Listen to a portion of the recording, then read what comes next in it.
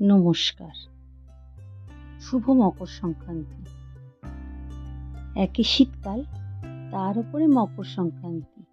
বাংলার ঘরে দুধ পুলি হবে না সেটা কি হয়? তাই এই সংক্রান্তিতে আমিও বানিয়ে ফেললাম দুধ পুলি পিঠে।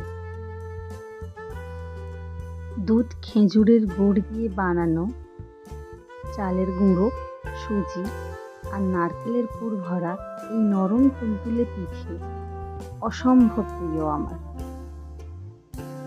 শীতকাল এবং সংক্রান্তিতে আমরা নানা রকমের পিঠে বানিয়ে থাকি, কিন্তু দুধ পিঠে একদম অন্যরকম। এটা বাঙালির কাছে একটা খুব লোভনীয় একটা পিঠে।